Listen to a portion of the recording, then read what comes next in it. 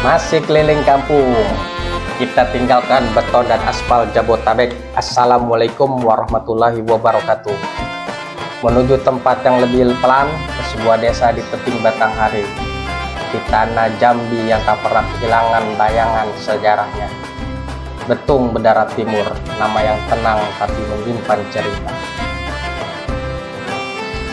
Dari sinilah tempat langkah-langkah kecil disusun dengan rapi, dan waktu terasa berjalan lambat karena segala yang terjadi ingin dinikmati. Hari ini ada peristiwa yang ditunggu-tunggu, Musabaqah Tilawatil Quran tingkat kampung kembali dihidupkan setelah sekian musim yang sunyi saat suara-suara harus berhenti karena dunia sempat terkena wabah. Tapi siang ini dengan satu gunting dan seutas pita merah putih, segalanya dibuka kembali, bukan hanya acara tapi juga harapan. Dari halaman kantor desa, rombongan mulai melangkah. Warga-warga tua dan muda berbaris dengan irama yang tak tergesa. Langkah kaki itu membentuk gelombang pelan seperti doa yang berjalan.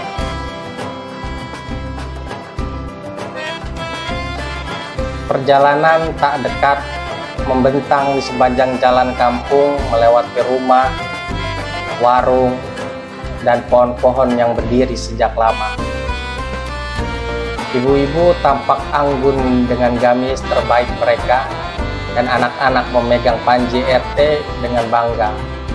Kampung itu tahu cara menghormati tanpa perlu berlebih-lebihan.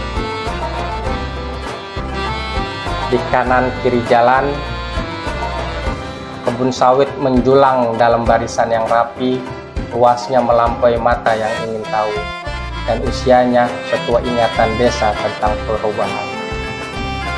Dari tanah ini, buah-buah diangkut saban pagi menuju pabrik yang tak pernah tidur, ke rekening yang jauh dari sini. Tapi rumah-rumah di sekitarnya masih menyala pelita seadanya, masih menanak harap dengan bara kecil yang dijaga tiap malam.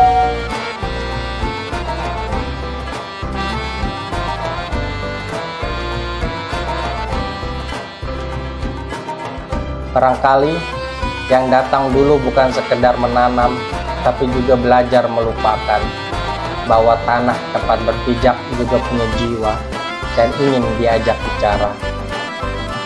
Musabaqah Tilawatil Quran bukan sekedar seremoni.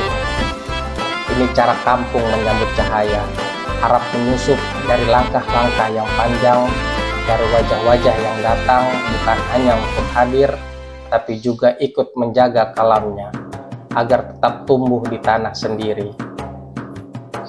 Saat langkah mencapai ujung, hanya suara yang dilantunkan dengan sepenuh hati di antara angin yang lewat pelan dari sungai Batanghari yang tetap mengalir seperti ayat-ayat yang tak pernah putus.